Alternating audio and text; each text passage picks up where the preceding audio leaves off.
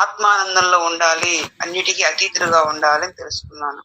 పిల్లలు చూడండి, తిట్టిన అంతా ఇద్దరు పిల్లలు ఉన్నారు అనుకోండి, ఆడుకుంటూ ఉన్నారు, ఏదో విషయం కొట్టుకుంటారు. వాళ్ళు ఓ నిమిషం మనం కలిసిపోతారు. అవన్నీ మనసులో పెట్టుకోరు. ఇందాక వాడిని తిట్టాడే అని చెప్పని వాడితో రేపటి నుంచి మాట్లాడను ఇంకా అని అట్లా ఏం అనరు. ఇవాళ కొట్టుకుంటారు, మనం కాసేపటి మనం కలిసిపోతారు.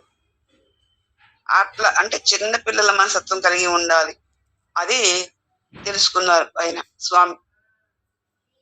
అన్నిటికీ అతీతంగా ఉండాలి. ఏది నిందాస్తుతులకి, మానాభిమానాలకి, చింతలకి, సంతోషాలకి అన్నిటికీ అతీతంగా ఉండాలి. ఎప్పుడు సదా ఆత్మానందంలో ఉండాలని తెలుసుకున్నాను పిల్లల్లాగా అని చెప్పంటున్నారు. ఇంకా 20వ కన్య. కన్య గురించి మనం చెప్పుకున్నాం ఒకసారి. ఏంటంటే ఒక యుక్త వయసు కన్య ఉన్నది. ఆమె తల్లిదండ్రులు ఏం చేస్తున్నారంటే ఆ అమ్మాయికి పెళ్లి చేయాలని వెతుకుతూ ఉన్నారు. ఒక రోజున తల్లి ఇంట్లో లేదు. ఆ సమయంలో వచ్చారు వాళ్ళు, పెళ్ళోళ్ళు అమ్మాయిని చూసుకోవడానికి వచ్చారు. వచ్చినటువంటి వాళ్ళకి ఏదైనా పెట్టాలి కదా, భోజనం పెట్టాలి. అయితే ఇంట్లో భోజనం లేవు, బియ్యం లేవు. వండి పెడదామన్నా కూడా బియ్యం లేవు. బియ్యం లేకపోతే ఆ కాలంలో ఏంటంటే బియ్యం దంచి అవి కడిగి అప్పుడు వండుతారు అనమాట.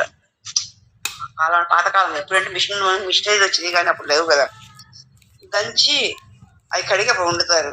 ఇవేం చేసింది, ఆ ధాన్యాన్ని రోడ్లో పోసి దంచుతూ ఉంటే సౌండ్ వస్తూ ఉంది.